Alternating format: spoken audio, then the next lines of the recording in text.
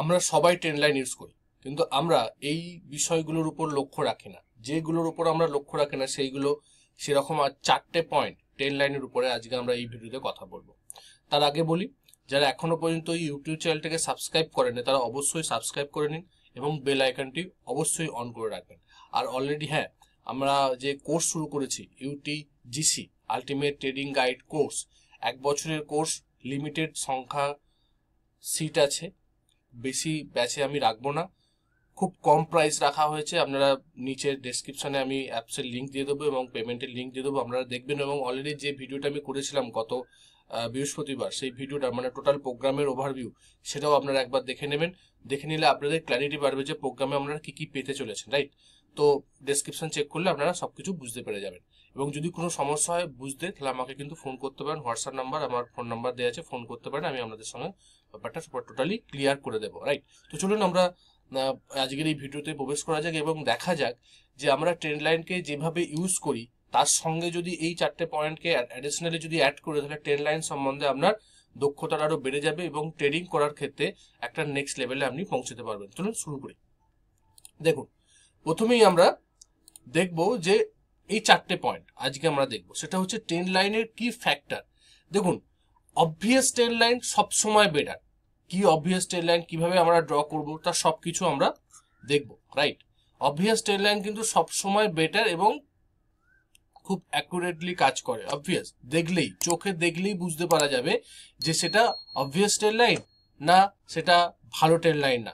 এবং 2 নম্বর পয়েন্ট, সেটা হচ্ছে কি, যত বেশি বার টাচ করবে তত বেটার। একটা ট্রেন্ড লাইন যতবার সেই ট্রেন্ড লাইনের সাপোর্ট নিতে নিতে যাবে ততবার সেই ট্রেন্ড লাইনটা স্ট্রং ট্রেন্ড লাইন হবে। এবং যখন সেই ট্রেন্ড লাইনকে প্রাইস ব্রেক করে নিচের দিকে নামবে তখন বুঝতে হবে যে এই যে নামাটা, এটা কিন্তু আপ ট্রেন্ডের শেষ হলো। এখান থেকে কিছুদিনের জন্য মার্কেট সাইডওয়েজ অথবা চপি মার্কেট হয়ে ডাউন ট্রেন্ডে যেতে পারে।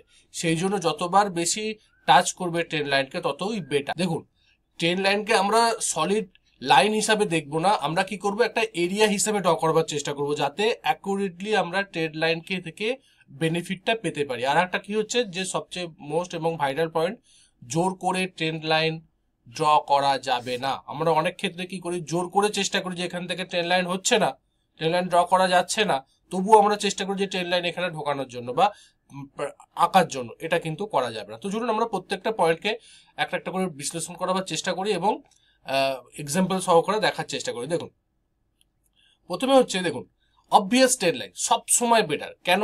কারণ দেখুন, আপনি যদি চোখে দেখেন, আপনি যদি এই লাইনটা মানে ট্রেন্ড লাইন যদি ড্র না করেন, তাহলে কিন্তু দেখবেন যে একটা সত্যি প্রাইস একটা আপনার চোখে দেখলেই বুঝতে পারবেন যে প্রাইস একটা ট্রেন্ড লাইনকে মেনটেন করে চলছে।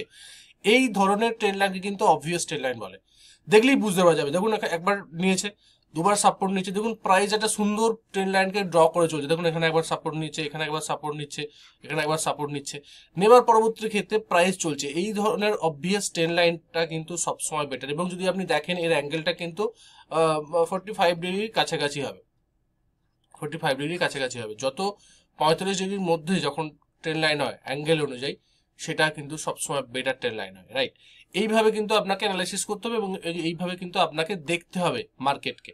এবং যদি আপনি দেখেন এই যে ট্রেন্ড লাইন, এই ট্রেন্ড লাইনটা কিন্তু খুবই অবভিয়াসলি কিন্তু ইজিলি কিন্তু আপনি সেটাকে বুঝতে পারবেন এবং ট্রেড করতে সুবিধা হবে। দেখুন প্রাইস কিন্তু উঠেছে, আবার নেমেছে, আবার খানিকটা উপরে উঠেছে, সময় কাটিয়েছে, তারপরে আবার নিচে নেমেছে, আবার কিছুটা সময় উঠেছে, আবার নিচে নেমেছে। মানে অ্যাকুরেটলি হায়ার লো ফর্মেশন করতে করতে প্রাইস যাচ্ছে এবং প্রপারলি সেই ট্রেন্ড লাইনটাকে দেখে মনে হচ্ছে যে এটা সত্যি একটা প্রপার ট্রেন্ড লাইন এবং এটাকেই বলা হয় অবভিয়াস ট্রেন্ড লাইন। এবং এই ট্রেন্ড লাইনে ট্রেড নিলে বা এই ট্রেন্ড লাইনকে মেনটেন করে যখন প্রাইস যায় সেটাকে বলা হয় obviously proper up trend, right? Higher low করতে করতে উপর দিকে উঠছে এবং সাপোর্ট নিতে নিতে উপরের দিকে উঠছে।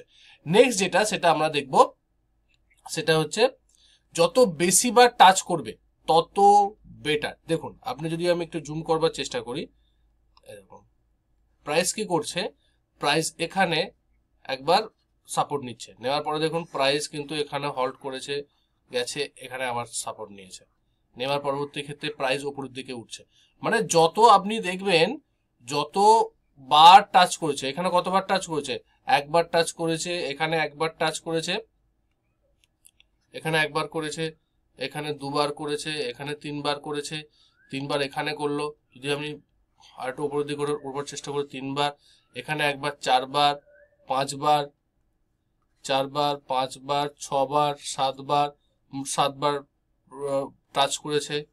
সাতবার করার পরবর্তী ক্ষেত্রে প্রাইস কি করেছে, প্রাইস এখানে ব্রেকডাউন করেছে এই ট্রেন্ড লাইনকে এবং প্রাইস নিচের দিকে নেমে গেছে। আপনি যদি এইভাবে দেখেন এবং যদি দেখেন যে একটা ট্রেন্ড লাইনকে বারবার ধরে প্রাইস আসছে এবং সাপোর্ট নিচ্ছে এবং ওখান থেকে উপরের দিকে উঠে যাচ্ছে, সেটা বুঝতে পারবেন যে strong trend line, strong trend line.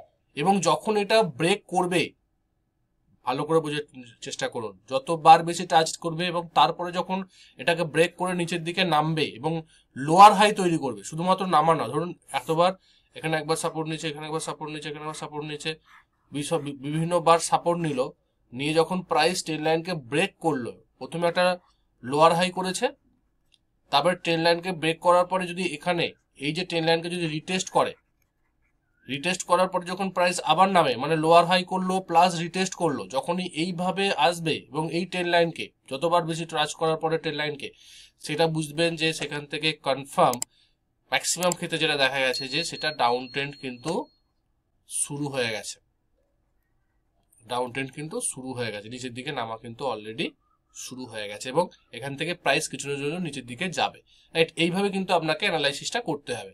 Next যে পয়েন্টটা সেটা হচ্ছে যে একটা আমরা এরিয়া হিসেবে দেখব, ঠিক আছে, একটা এরিয়া হিসেবে দেখব, সলিড লাইন হিসেবে দেখব না। দেখুন ব্যাপারটা হচ্ছে যে একটা ট্রেন্ড লাইন, আমরা যদি এখানে ট্রেন্ড লাইনটাকে ড্র করি এই লাইনটা দিয়ে, ঠিক আছে, এই লাইনটাতে ড্র করলে একবার এখানে সাপোর্ট নিচ্ছে, এখানে একবার রেজিস্ট্যান্স নিচ্ছে, এখানে একবার রেজিস্ট্যান্স নিচ্ছে, নেওয়ার পরে কিন্তু প্রাইস এখানে ব্রেকডাউন করছে।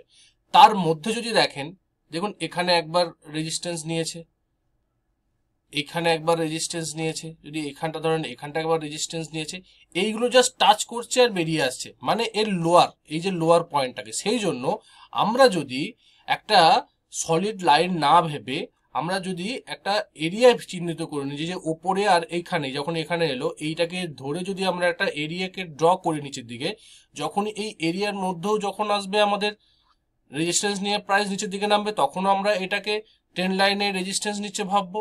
যখন আমরা এই লোয়ার পয়েন্টটাকে যখন রেজিস্ট্যান্স নেবে এখানটা, যখন নিচের দিকে নামবে, তখন আমরা বলবো যে এই রেজিস্ট্যান্স এরিয়াটাকে রেজিস্ট্যান্স নিচ্ছে, মানে কি এখানে সাপ্লাই আছে, এখানে সাপ্লাই আছে, রেজিস্ট্যান্স নিচ্ছে মানে কি এখানে সাপ্লাই আছে, এখান থেকে সাপ্লাই হয়ে প্রাইস নিচের দিকে নামছে এবং এখানে সেলার্সরা অ্যাক্টিভ আছে প্রাইসকে নিচের দিকে নিয়ে যাওয়ার জন্য। কোথায়? এই এরিয়াটায়, এই এরিয়াটায়। অতএব এই এরিয়াটা as a resistance trend line হিসেবে কাজ করছে। যখন এটাকে ব্রেক করবে এবং যখনই আপনি বলবে, দেখবেন এই রেজিস্ট্যান্স ট্রেন্ড লাইন যে জোনটা তৈরি করা হয়েছে বা এরিয়াটা তৈরি করা হয়েছে, এই এরিয়াটাকে যখনই নিচের দিক থেকে ওপর দিকে ক্লোজ দেবে, নাও দিতে পারে অনেক ক্ষেত্রে যখন ব্রেকআউট হবে, আমি বারবার জুড়ে বাজবার চেষ্টা করছি, তাহলে আমি আপনাকে জুম করে দেখাবার চেষ্টা করি। দেখুন ব্রেকআউট হচ্ছে, ব্রেকআউট হওয়ার সময় এই যে ক্যান্ডেলটা, এই যে গ্রিন ক্যান্ডেলটা ব্রেকআউট করলো, এই যে এরিয়াটা আমি রেজিস্ট্যান্স যে এরিয়াটা আমি ড্র করেছিলাম, এই এরিয়াটাকে যখন একটা ক্যান্ডেল দিয়ে, দেখুন একটা ক্যান্ডেল এখানে ওপেন হয়েছে, এখানে ক্লোজ হয়েছে, মানে এই যে নিচের যে লাইনটা, এই নিচের লাইনের নিচে ওপেন হয়েছে, আর এই যে ওপরের যে এরিয়াটা ট্রেন্ড লাইনের এরিয়ার ওপরে ক্লোজ দিয়েছে, যখন এই ধরনের একটা ক্যান্ডেল দিয়ে এই রেজিস্ট্যান্স জোনটাকে ব্রেকআউট করবে, তখনই বুঝবেন যে এই ব্রেকআউটটা সফল হতে পারে। তার কারণ কি? কারণ একটা জোনকে একটা গ্রিন ক্যান্ডেল করছে, মানে এই জোনটা তো সাপ্লাই বসে আছে, এই জন্য তো সাপ্লাইটা বসে আছে, মানে সেলার্সরা বসে আছে, সেই সেলার্সদেরকে একটা ক্যান্ডেলে বায়ার্সরা একদম ধুয়ে সাফ করে দিয়েছে, প্রাইসকে তার উপরে গিয়ে ক্লোজ দিচ্ছে, মানে সেখানে বায়ার্সরা যে অ্যাক্টিভলি আছে, বায়ার্সরা যে এখানে প্রাইসকে উপরের দিকে নিয়ে যাওয়ার চিন্তা ভাবনা করছে, সেই জায়গাটা কিন্তু বুঝতে পারা যাবে। যদি আপনি তারপরে দেখেন মুভমেন্টটা, একটা শার্প মুভমেন্ট দেখতে পাবেন, একটা শার্প মুভমেন্ট আপনি কিন্তু দেখতে পাবেন, তারপরে একটা আপ শার্প মুভমেন্ট আপনি দেখতে পাবেন। এই ধরনের যদি আপনি প্রত্যেকটাকে সূক্ষ্মভাবে যদি অ্যানালাইসিস করবার চেষ্টা করেন।